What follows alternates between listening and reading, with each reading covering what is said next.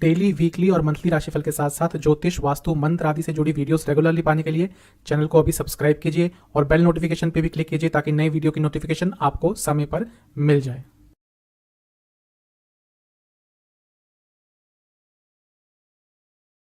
ओम गणेशाय नमः। ओम नमः शिवाय। मैं निखिल ज्योतिष आचार्य आप सभी का मेरे चैनल पे पुनः स्वागत करता हूँ। आशा करता हूँ आप सभी स्वस्थ होंगे। महादेव की कृपा आप सभी पर सदैव बनी रहे। यह वीडियो है कन्या यानी कि वर्गो लग्न के मई 2022 के मंथली हॉरोस्कोप का मासिक राशिफल का। यह राशिफल लग्न पे आधारित होता है, लेकिन आप इस अपनी राशि से भी इसको ऑब्जर्व कर सकते हैं क्योंकि एक सामान्य विश्लेषण होता है। साथ ही में आपके लाइफ के जितने भी प्रमुख एस्पेक्ट्स हैं, जैसे कि जनरल प्रेडिक्शंस, कौन से योग बन रहे हैं, career, business, wealth, finance, students, love life, married life, health, इन सब चीज़ों को इस राशिफल में इंक्लूड किया जाएगा। और साथ ही में क्या उपाय करना है जिससे इस महीने की सकारात्मकता बनी रहे आपके लिए, वो आपको वीडियो के अंत में प्राप्त हो जाएगा। तो शुरुआत करते हैं कन्या यानी कि वर्गो लग्न के मई 2022 के मासिक राशिफल का जनरल प्रेडिक्शंस के साथ। शुरुआत करते हैं जनरल प्रेडिक्शंस के साथ। पहले लग्न को देखेंगे तो लग्न पर बहुत ही शुभ ग्रहों की दृष्टि है। जो सबसे दो महत्वपूर्ण और शुभ ग्रह होते हैं कुंडली में, यानी कि शुक्र और बृहस्पति, दोनों की ही दृष्टि रहेगी। बहुत अच्छे राजयोग बना रहे हैं दोनों ही ग्रह। बृहस्पति क्योंकि दो केंद्रों के स्वामी हैं, साथ ही में हंस महापुरुष योग बना रहे हैं, लग्न पर दृष्टि डालेंगे। शुक्र जो त्रिकोण के स्वामी है, केंद्र में बैठकर लग्न पर दृष्टि डाल रहे हैं, एक राजयोग बना रहे हैं, साथ ही में वह मालव्य महापुरुष योग बना रहे हैं। तो ये दोनों ही योग या ये दोनों ही ग्रह जो इतने अच्छे राजयोग बना रहे हैं, उनका प्रभाव आपको बहुत अच्छा प्राप्त होगा। मंगल की दृष्टि रहेगी लग्न पर। ये थोड़ा आपको गुस्सा ज़्यादा दे सकता है, साथ ही में क्योंकि 8वें घर के भी स्वामी हैं तो थोड़ी अनिश्चितता भी रहेगी, फ्रस्ट्रेशन थोड़ी सी ज़्यादा रहेगी। जो काम नहीं बनेंगे उन पे एकदम इरिटेट हो जाएंगे। क्योंकि मंगल शनि के साथ बैठे हैं तो ये चीज़ थोड़ी सी ज़्यादा आपको ट्रबल करेगी, लेकिन मैंने जैसा बताया इतने अच्छे राजयोग बन रहे हैं तो वो हर चीज़ को बैलेंस कर लेंगे, कुछ ज़्यादा आपको तकलीफ नहीं होने वाली। लग्न के स्वामी को हम देखेंगे तो वह भाग्य स्थान में बैठेंगे अपने मित्र ग्रह शुक्र की राशि में, यानी कि 9th हाउस में, और पूरा महीने यहाँ पे रहेंगे क्योंकि 12 या 13 तारीख के आसपास वह वक्री हो जाएंगे।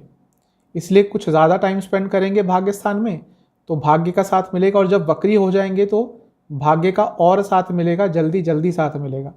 तो ये आपके लिए अच्छा है। यदि थोड़ा सा और हम देखें, कुछ राजयोगों की बात करें कि कौन कौन से राजयोग बन रहे हैं, तो आपके लिए नाभस योग बन रहा है जिसको केदार कहते हैं। लेकिन इसमें क्योंकि जिन जिन घरों में बैठे हैं ग्रह, उसके हिसाब से मैं देखूं तो थोड़ा सा आपको ऑपोजिशन मिल सकता है, यानी कि आपकी बातों को कोई उस पर आर्ग्यूमेंट्स बहुत होंगे, आपके विचारों को लोग एक्सेप्ट नहीं करेंगे। ये थोड़ी सी प्रॉब्लम आपको फेस करने को मिल सकती है। विपरीत राजयोग बन रहा है शनि देव द्वारा, क्योंकि छठे भाव के स्वामी है, छठे घर में बैठे हैं। ये आपके लिए बहुत अच्छा है। काफ़ी कॉम्पिटिटिव रहेंगे आप, अपने रुके हुए कामों को पूरा करने का बहुत प्रयास करेंगे और उसमें सफलता भी प्राप्त होगी आपको।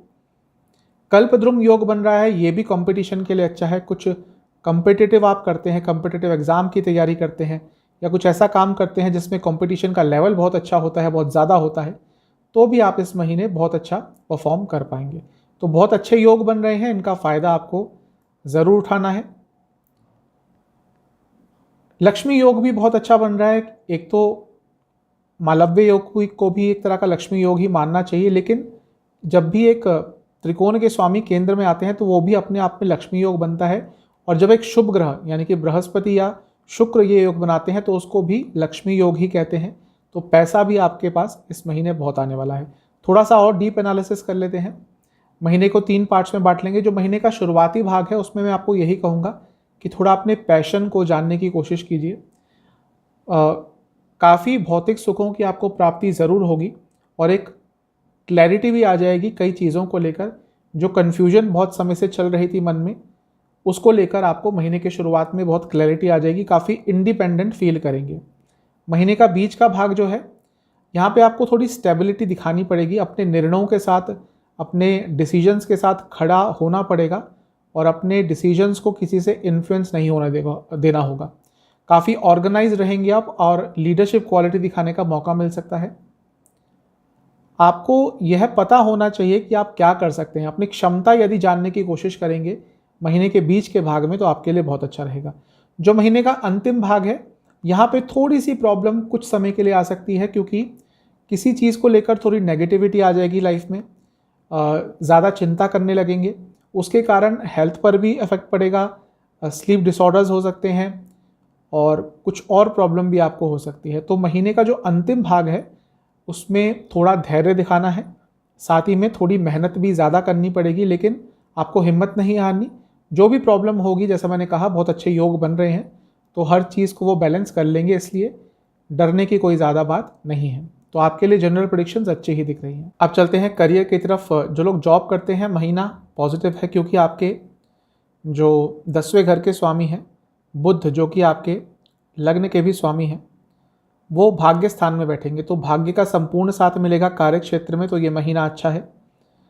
मंगल की दृष्टि रहेगी बुध पर, और जो लोग अपनी जॉब में कुछ परिवर्तन चाह रहे थे, नई जॉब ढूंढना चाह रहे थे, उनके लिए महीना बहुत महत्वपूर्ण है, क्योंकि आपको मनचाही जॉब प्राप्त हो सकती है, लेकिन उसके लिए थोड़ा कंपटीशन फेस करना पड़ेगा, थोड़ी मेहनत ज़्यादा करनी पड़ेगी, लेकिन आपको मनवांछित नई जॉब प्राप्त हो सकती है।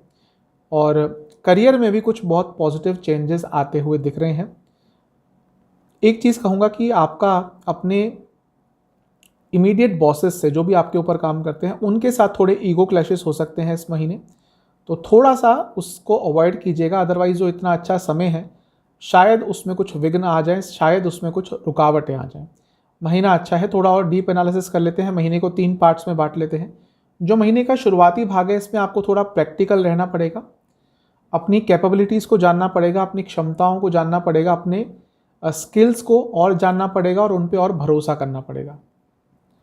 अपनी किसी ऐसी आदत को आपको छोड़ना पड़ेगा जो आपके करियर को नेगेटिवली अफेक्ट कर रही है। कोई आपकी एडिक्शन हो सकती है या लेजीनेस हो सकती है, कुछ भी वह चीज़ जो आपके करियर को नेगेटिव इम्पैक्ट करती है, उसको त्याग करने की कोशिश कीजिएगा महीने के शुरुआती भाग में। उससे आपको उस चीज़ को त्याग करने में तो सफलता प्राप्त होगी ही, बल्कि उसका एक बहुत पॉजिटिव इम्पैक्ट भी आपको आने वाले दिनों में देखने को प्राप्त होगा। जो महीने का बीच का भाग है, इसमें थोड़ी परेशानी आ सकती है करियर में। रेस्टलेस रहेंगे आप, बहुत सारे विचार मन में चलेंगे, कुछ यात्राएं भी आपको करनी पड़ सकती है अपने जॉब के संबंध में, लेकिन बहुत ज़्यादा सोच विचार करेंगे जिसमें ओवर थिंकिंग ज़्यादा होगी और उसके कारण भी थोड़ी प्रॉब्लम कार्यक्षेत्र में हो सकती है। जो महीने का अंतिम भाग है, यहाँ पे काम तो काफ़ी रहेगा, मल्टीटास्किंग आपको करनी पड़ेगी, लेकिन आपको बहुत अच्छा कुछ प्राप्त हो सकता है कार्यक्षेत्र में। जो भी कार्य कर रहे थे, जिसमें भी मेहनत कर रहे थे, उसमें आपको सक्सेस की प्राप्ति अवश्य होगी। तो मिला जुला सा दिख रहा है ये महीना करियर के लिए, लेकिन ज़्यादा तो पॉजिटिव साइड में ही है। बस जो महीने का बीच का थोड़ा सा भाग होगा, वहाँ पर आपको थोड़ा सा ध्यान रखना होगा। यदि आप मार्केटिंग संबंधित, फाइनेंस संबंधित, सेल्स संबंधित, एडवर्टीजमेंट से संबंधित कुछ काम करते हैं, यदि आप लॉ से संबंधित कुछ काम करते हैं, पुलिस में है, किसी फोर्स में है, कोई ऐसा काम करते हैं जिसमें अथॉरिटी दिखानी होती है, या फिर मेडिकल इंडस्ट्री से कुछ भी जुड़ा जॉब करते हैं, तो आपके लिए महीना अत्यंत लाभकारी है। चलते हैं बिजनेस की तरफ। बिजनेस के लिए 7वें घर को भी देखना पड़ता है, तो यहाँ पे सब कुछ अच्छा दिख रहा है, क्योंकि जैसा मैंने शुरू में ही बताया था, 2 बहुत स्ट्रॉन्ग राजयोग बन रहे हैं 7वें घर में। तो बिजनेस के लिए ओवरऑल तो अच्छा समय है, लेकिन साथ ही में यह भी चीज़ देखनी पड़ेगी कि और क्या चीज़ अफेक्ट कर रही है। 7वां घर पाप कर्तरी योग में है, क्योंकि एक साइड मंगल शनि रहेंगे और दूसरी साइड रहेंगे सूर्य और राहु, तो ये पाप कर्तरी योग है। तो ये थोड़ा नेगेटिव इम्पैक्ट डाल सकता है। कुछ बनते हुए काम आपके बिजनेस में रुक सकते हैं, बिगड़ सकते हैं। कुछ लोग जानबूझ के आपके बिजनेस में कुछ प्रॉब्लम क्रिएट कर सकते हैं। और यदि आपका फैमिली बिजनेस है जिसमें फैमिली इन्वॉल्व है, तो ये महीना थोड़ा आपके लिए प्रॉब्लमेटिक रहने वाला है, क्योंकि कई प्रॉब्लम्स आपको फेस करनी पड़ेगी यदि आपका फैमिली बिजनेस है। तो मैं ये नहीं कह रहा कि बहुत नेगेटिव है, लेकिन जब पाप कर्तरी योग इतना स्ट्रांग बना हुआ है, एक साइड मंगल शुक्र, एक साइड सूर्य और राहु, तो थोड़ा सा समय, थोड़ा सा परेशानी आ सकती है, स्पेशली महीने के शुरुआती भाग में। उसके बाद मंगल राशि परिवर्तन करेंगे 17 तारीख को, सूर्य 14 या 15 को कर जाएंगे, तो थोड़ा इसमें रिलीफ आपको मिलेगा। लेकिन महीने का जो शुरुआती भाग है वो थोड़ा प्रॉब्लमेटिक हो सकता है। अच्छे योग बन रहे हैं, पैसा आएगा, लेकिन साथ ही साथ दिक्कतें भी आएंगी। थोड़ा और डीप एनालिसिस करते हैं, महीने को 3 पार्ट्स में बांट लेंगे। जो महीने का शुरुआती भाग है इसमें पैसा तो आएगा, लेकिन आपसे ये कहूँगा कोई प्रॉब्लम से जूझ रहे हैं तो अब आपको उसका एक अलग से सॉल्यूशन ढूंढने की कोशिश करनी पड़ेगी। एक आउट ऑफ द वे जाकर आपको कुछ सोचना पड़ेगा, कुछ क्रिएटिव रास्ता निकालना पड़ेगा, तभी वो चीज़ सॉल्व हो पाएगी। अपने बिजनेस के बारे में और जानने का प्रयास करेंगे तो अच्छा रहेगा। महीने का बीच का भाग 11 से 20 तारीख तक, यहाँ थोड़ी प्रॉब्लम अचानक से बढ़ सकती है, थोड़ी अचानक से अनिश्चितता आ सकती है, अचानक से कुछ निर्णय गलत जा सकते हैं, लॉसेस बढ़ सकते हैं। ये स्पेशली रहेगा आपका 11 से लेकर 16-17 तारीख तक। तो थोड़ा सा धैर्य बना के रखें, अपने स्किल्स पर भरोसा रखें। जो महीने का अंतिम भाग है ये अच्छा रहेगा, रुकावटें दूर होंगी और कोई प्रॉब्लम चल रही थी उसका अंत होगा। कहीं से पैसा आना था, कहीं से पैसा रुक गया था, वो रिकवर हो सकता है और अच्छा फील करेंगे अपने बिजनेस को लेकर। तो ओवरऑल मैं यही कहूँगा कि ठीक ठाक सा समय है, लेकिन महीने का बीच का जो समय है ध्यान दें इसमें। यदि आप इंश्योरेंस बेस्ड कुछ भी आपका बिजनेस है जिसमें इंश्योरेंस कराते हैं, कंसल्टेशन होती है इंश्योरेंस से संबंधित, किसी भी तरह का इंश्योरेंस, तो आपके लिए महीना अच्छा रहेगा। यदि आप एजुकेशन से संबंधित कुछ बिजनेस करते हैं अच्छा रहेगा। यदि आप रियल एस्टेट से जुड़ा, इंटीरियर से जुड़ा, फैशन से जुड़ा कुछ भी बिजनेस करते हैं तो ये महीना पॉजिटिव रहेगा। चलते हैं लव लाइफ की तरफ। पहले बात करेंगे जो नो कॉन्टैक्ट सिचुएशन में है उनके लिए कैसा रहेगा महीना। महीना अच्छा है, चीज़ें बेटर हो सकती हैं, लेकिन आपको अपने उन पार्टनर के साथ जिनके साथ ये सिचुएशन हुई है उनको दोबारा विश्वास दिलाना पड़ेगा कि आप में थोड़ा चेंज आया है। जो कारण बना था इस सिचुएशन में आने का उस पर आप काम कर रहे हैं और आपके जो भाव हैं, आपके जो इमोशंस हैं वो उनको सच्चे लगने चाहिए। आपको डिमॉन्स्ट्रेट करना चाहिए, आपको एक्सप्रेस करने का यदि एक भी मौका मिलता है तो अपने मन की फीलिंग उनको ढंग से एक्सप्रेस करेंगे तो ये जो सिचुएशन है इसमें थोड़ा बहुत चेंज ज़रूर आएगा। हो सकता है किसी की सहायता आपको लगे इसमें। नया रिलेशनशिप स्टार्ट करने के लिए महीना ठीक ठाक सा है, बहुत ज़्यादा चांसेस तो नहीं दूंगा मैं, ठीक ठाक सा महीना है। इसको लेकर ज़्यादा विचलित मत होइएगा, क्योंकि भले ही इस महीने चीज़ें नहीं आगे बढ़ती तो हो सकता है उसके अगले महीने हो जाए, लेकिन ये महीना थोड़ा ऐसा ही है, मतलब कि बहुत ज़्यादा चांसेस नहीं दूंगा नया रिलेशनशिप स्टार्ट करने के लिए। यदि दशा अच्छी चल रही है तो हो सकता है दिन के हिसाब से कुछ ऐसा योग बन सकता है कभी कभी, लेकिन ओवरऑल तो चांसेस थोड़े से कम है। जो लोग ऑलरेडी रिलेशनशिप में हैं उनकी बात करें तो 5वें भाव को भी देखना पड़ता है और वो मंगल के साथ बैठे होंगे उनके स्वामी 6ठे भाव में, तो ये बहुत अच्छा नहीं है। लड़ाइयाँ झगड़े इस महीने थोड़े ज़्यादा होने वाले हैं, आर्ग्यूमेंट्स थोड़े ज़्यादा रहेंगे। एटलीस्ट महीने के 15-16 तारीख तक यहाँ पे थोड़ी प्रॉब्लम ज़्यादा आ सकती है। महीने को 3 पार्ट्स में बांट लेंगे और फिर दोबारा एक एनालिसिस करेंगे। जो महीने का शुरुआती भाग है इसमें मैं यही कहूँगा कि अपने रिलेशनशिप को और स्ट्रॉन्ग और स्टेबल करने की कोशिश कीजिए। कुछ भी ऐसा मौका आता है जो थोड़ा सा अच्छा है, कुछ अच्छी न्यूज़ आई तो उसको सेलिब्रेट कीजिएगा, उससे एक पॉजिटिविटी आएगी आपके रिलेशनशिप में। भले ही छोटी सी कोई बात हो लेकिन उसको आपको सेलिब्रेट करना है। और कुछ ऐसी इच्छा थी कि हाँ रिलेशनशिप इस डायरेक्शन में बढ़े, तो वो भी हो सकता है इस महीने के शुरुआत में। जैसा आप चाहते थे रिलेशनशिप थोड़ा बहुत वैसा आगे बढ़ेगा, लेकिन जैसा मैंने शुरू में कहा कि थोड़ी सी प्रॉब्लम हो सकती है, थोड़े वाद विवाद ज़्यादा हो सकते हैं। जो महीने का बीच का भाग है यहाँ पे सब कुछ ठीक ही दिख रहा है। अपने मन की बातें करने का मौका मिलेगा। छोटी छोटी बातों को नज़रअंदाज कर दीजिएगा, पुरानी बातों को भी भूलने की कोशिश कीजिएगा और अपने पार्टनर के एक सपोर्ट सिस्टम बनने का कोशिश करेंगे तो अच्छा रहेगा। जो महीने का अंतिम भाग है ये अच्छा है, क्योंकि एक इमोशनल और स्पिरिचुअल कनेक्शन रहेगा आपका। जल्दबाजी में कुछ मत कीजिएगा, लेकिन जिनका रिलेशनशिप हाल ही में स्टार्ट हुआ है, अभी अभी स्टार्ट हुआ है, कुछ दिनों पहले, कुछ हफ्तों पहले, वो थोड़ा विचलित रहेंगे। उनको बार बार लगेगा कि यदि आपका रिलेशनशिप में कुछ प्रॉब्लम्स चल रही हैं, अभी अभी स्टार्ट हुआ है, और तो थोड़ा सा ऑप्शंस और ढूंढेंगे। आपको ये लगेगा कि शायद इस रिलेशनशिप का फ्यूचर नहीं है, तो थोड़ा मन इधर उधर भटकेगा और ऑप्शंस ढूंढने की कोशिश करेंगे। तो मिला जुला सा दिख रहा है, बल्कि अच्छा ही है रिलेशनशिप के हिसाब से। थोड़ा सा धैर्य रखेंगे तो आपके लिए और अच्छा रहेगा। चलते हैं मैरिड लाइफ की तरफ। 7वें घर को देखना होता है, वहाँ पे दो बहुत अच्छे योग बनाते हुए ग्रह बैठेंगे, जो मैंने शुरू में ही बताया था, शुक्र और बृहस्पति। लेकिन यहाँ पर पाप कर्तरी योग में रहेगा 7वां घर, तो ये थोड़ा नेगेटिव इन्फ्लुएंस डालेगा। कमिटमेंट में प्रॉब्लम आएगी, कंपैटिबिलिटी में प्रॉब्लम आएगी, आकर्षण में थोड़ी बहुत एक दूसरे के प्रति कभी कभी प्रॉब्लम आ सकती है, और दोनों के ही, आपका और आपके पार्टनर दोनों के ही मन थोड़े बहकेंगे, मन थोड़ा इधर उधर भागेगा इस महीने। तो मिला जुला सा महीना रहने वाला है मैरिड लाइफ के लिए। थोड़ा सा और डीप एनालिसिस करते हैं, महीने के 3 पार्ट्स में बांट लेंगे। जो महीने का शुरुआती भाग है, इसमें आपको विल पावर दिखानी पड़ेगी, क्योंकि हो सकता है कुछ कठिनाइयाँ आ जाएं। यदि आपने विल पावर दिखाई, धैर्य दिखाया, तो चीज़ें ठीक हो जाएंगी, वरना चीज़ें थोड़ी बिगड़ सकती हैं। थोड़ा रोमांस इंक्लूड करने की कोशिश करेंगे तो अच्छा रहेगा।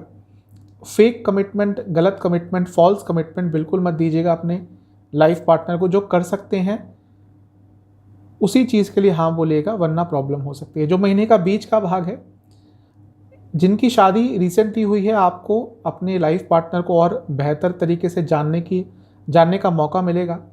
लेकिन जो लॉन्ग टर्म मैरिड है, उनके लिए थोड़ा प्रॉब्लमेटिक समय रह सकता है।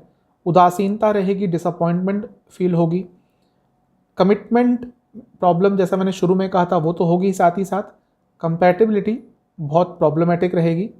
कंपैटिबिलिटी इश्यूज आपको बहुत होने वाले हैं।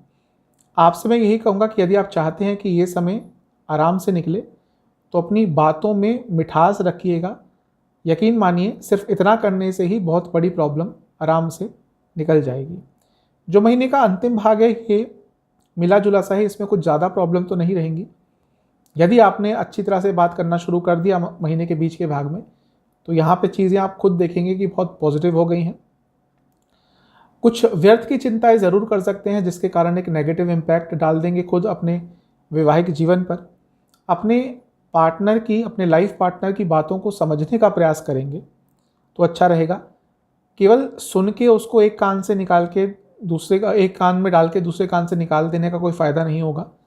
वह जो कह रहे हैं उसके पीछे क्या औचित्य है, क्या मतलब है, वो जानने की कोशिश करेंगे तो आपके लिए अच्छा रहेगा। अब चलते हैं फाइनेंस और एक्सपेंसेस की तरफ। दूसरे और 11वें घर को महत्वपूर्ण तरीके से देखना चाहिए। जो दूसरा भाव है, वहाँ पे केतु अभी अभी आके बैठे हैं, तो थोड़ा सा सेविंग्स पर नेगेटिव इम्पैक्ट डालेंगे। कुछ समय के लिए ये आपको देखने को प्राप्त होगा। लेकिन दूसरे भाव के स्वामी उच्च के हैं, मालव्य योग बना रहे हैं, तो वहाँ से पॉजिटिविटी भी आएगी। 11वें घर को हम देखें तो बृहस्पति की दृष्टि रहेगी। बृहस्पति बहुत स्ट्रॉन्ग योग बना रहे हैं, तो लाभ के चांसेस तो आपको इस महीने काफ़ी प्राप्त होने वाले हैं। अच्छा समय है, लेकिन जैसे मैंने कहा, केतु अभी अभी दूसरे घर में आए हैं, तो सेविंग्स पर थोड़ा सा नेगेटिव इम्पैक्ट शुरू में पड़ सकता है। बात करते हैं पैसा कहाँ से आएगा। शेयर मार्केट से, म्यूचुअल फंड आदि से पैसा इस महीने आ सकता है। यदि आपका कुछ क्रिएटिव काम है, क्रिएटिव फील्ड का काम है, पैसा आएगा। बाहर से संबंधित काम करते हैं या फिर ट्रैवल इंडस्ट्री से जुड़ा कुछ काम करते हैं, एविएशन से जुड़ा कुछ काम करते हैं, जो स्पेयर पार्ट्स होते हैं किसी भी चीज़ के, उसके मैन्युफैक्चरिंग से संबंधित, कंसल्टेशन से संबंधित, या फिर यदि आप फॉरेन एक्सचेंज, फॉरेक्स, इससे संबंधित कुछ काम करते हैं, तो इस महीने काफ़ी पैसा कमाने वाले हैं। बात करते हैं खर्चा कहाँ होगा। बच्चों पर खर्चा हो सकता है, बच्चों की पढ़ाई पर खर्चा हो सकता है, अपनी पढ़ाई पर खर्चा हो सकता है, अपने लिए कुछ बुक्स आदि खरीद सकते हैं जिस पर थोड़ा खर्चा ज़्यादा होगा। घर के बड़ों पर, उनकी तबीयत पर, घर के रखरखाव पर खर्चा ज़्यादा होगा। ग्रॉसरीज पर इस महीने काफ़ी ज़्यादा खर्चा होने वाला है। खाने पीने पर थोड़ा खर्चा नॉर्मल से ज़्यादा होने वाला है। साथ ही में यात्राओं पर इस महीने काफ़ी खर्चा आपका होगा, लेकिन पैसा भी अच्छा आएगा। बस थोड़ा अपनी सेविंग्स पर ज़्यादा ध्यान दें इस महीने। चलते हैं स्टूडेंट्स की तरफ। 5वें घर को सबसे ज़्यादा महत्व देना चाहिए, तो वहाँ पर तो कोई ग्रह नहीं है, लेकिन 5वें घर के स्वामी शनिदेव हैं। 6ठे घर में बैठे हैं, विपरीत राजयोग बना रहे हैं, तो ये महीना अच्छा ही रहेगा। आपकी रुकावटें बहुत दूर हो सकती हैं, बिगड़े हुए काम बन सकते हैं।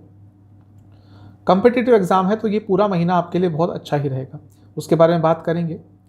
ये महीना आपका भाग्य बहुत साथ देने वाला है आपके स्टडीज़ में, तो इस महीने का लाभ उठाइएगा। लेकिन अपनी कमिटमेंट आपको, अपनी डिवोशन अपने स्टडीज़ के प्रति कहीं पे भी कम नहीं करनी है, क्योंकि महीना बहुत अच्छा है, इसका लाभ उठाइएगा। व्यर्थ ही जाने दिया महीना तो कुछ काम नहीं आएगा।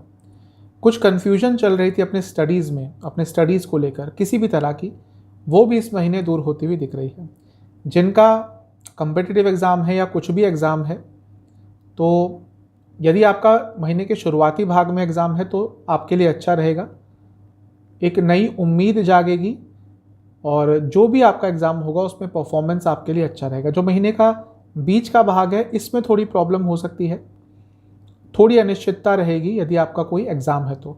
महीने का अंतिम भाग है, यदि उसमें कोई एग्ज़ाम है तो उसमें तैयारी पूरी कीजिएगा और अपने रिटन कम्युनिकेशन में, यदि आपका रिटन एग्ज़ाम है तो उसकी प्रैक्टिस ज़रूर कीजिएगा, क्योंकि हो सकता है आपको सब कुछ आता हो लेकिन जब उसको लिखने जाएंगे या जिस तरह से भी आपका हो सकता है, कोई ओरल एग्ज़ाम हो आपका, तो अपने कम्युनिकेशन पे आपको बहुत ध्यान देना है, क्योंकि शायद आपको आता तो सब कुछ होगा लेकिन कम्युनिकेशन में कुछ प्रॉब्लम हो सकती है, वरना तो समय अच्छा है। जो हायर स्टडीज़ करते हैं उनके लिए महीना ओवरऑल बहुत अच्छा है, स्पेशली महीने का शुरुआती भाग, वहाँ पर आपको सक्सेस की प्राप्ति होगी, अपनी स्टडीज़ के लिए, अपने अच्छे कार्यों के लिए रिकॉग्निशन मिल सकता है। महीने के बीच के भाग में अपने स्टडीज़ को लेकर और कॉन्फिडेंट हो जाएंगे, आप उसके बारे में और कुछ जानने का प्रयास करेंगे, तो वो भी आपके लिए अच्छा ही है। और जो हायर स्टडीज़ करते हैं उन स्टूडेंट्स को महीने के अंतिम भाग में कोई बहुत अच्छी अपॉर्चुनिटी प्राप्त होगी, जो शायद एक करियर की अपॉर्चुनिटी भी हो सकती है या पार्ट टाइम जॉब की, या कुछ ना कुछ बहुत अच्छा होगा आपके लिए महीने के अंतिम भाग में। यदि आप फाइनेंस संबंधित, कम्युनिकेशन संबंधित, अल्टरनेटिव हीलिंग से संबंधित या मेडिकल फील्ड से संबंधित कुछ भी पढ़ाई करते हैं तो आपके लिए महीना बहुत अच्छा है। चलते हैं सेहत की तरफ। लग्न के स्वामी 9वें घर में है, लग्न पर 2 अच्छे ग्रहों की दृष्टि है, तो इतना कोई प्रॉब्लमेटिक महीना तो नहीं रहेगा। लेकिन हाँ, लग्न के स्वामी महीने के बीच में वक्री हो रहे हैं, यहाँ थोड़ी प्रॉब्लम हो सकती है। लग्न के स्वामी पर मंगल की दृष्टि भी बनी रहेगी जो 6ठे घर में है, तो छोटी मोटी बीमारियाँ इस महीने आपको तंग कर सकती है, जो आपके कामों में भी थोड़ी रुकावटें ला सकती है। देखते हैं क्या क्या प्रॉब्लम आ सकती है। गले से संबंधित रोग, स्किन डिसऑर्डर्स और सांसों से संबंधित रोग महीने के शुरुआत में तंग करेंगे। महीने के बीच के भाग में आंखों से संबंधित रोग, लोअर बैक, कमर के आसपास के एरिया से संबंधित रोग तंग करेंगे। उल्टा सीधा खाना खाने के कारण भी कुछ इन्फेक्शन हो सकते हैं। महीने का अंतिम भाग है थायराइड, गले से संबंधित रोग, और यहाँ पे भी कुछ ऐसा लग रहा है कि उल्टा सीधा खाना खाने के कारण या कुछ ऐसा खाना खाने के कारण जो आपको सूट ना करे, मिसमैच कुछ खाना आपने खा लिया। आयुर्वेद में ऐसा बताया जाता है कि किस आहार के साथ क्या नहीं खाना चाहिए, तो ऐसा यदि आपने कुछ खाना खाया तो थोड़ी बहुत प्रॉब्लम हो सकती है। लेकिन जैसा मैंने कहा, 2 बहुत ही शुभ ग्रह लग्न को देख रहे हैं तो कोई बड़ी प्रॉब्लम नहीं होगी। आपके लिए इस महीने का उपाय यह है कि महीने की 1 तारीख को या 2 तारीख को किसी भी शिव मंदिर में जाएं जहाँ पे गणेश जी स्थापित हैं। गणेश जी को दुर्वा अर्पण करें, लड्डुओं का भोग लगाएं, बताशों का भोग लगाएं और वहीं बैठकर ओम गणेश्वराय नमः इस मंत्र का 108 बार जाप करें और गणेश चालीसा का 5 बार पाठ करें। यही आपके लिए सर्वोत्तम उपाय रहेगा। चैनल पे नए हैं, सब्सक्राइब कीजिए, वीडियो को लाइक कीजिए। मिलता हूँ अगली वीडियो में, तब तक के लिए ओम नमः।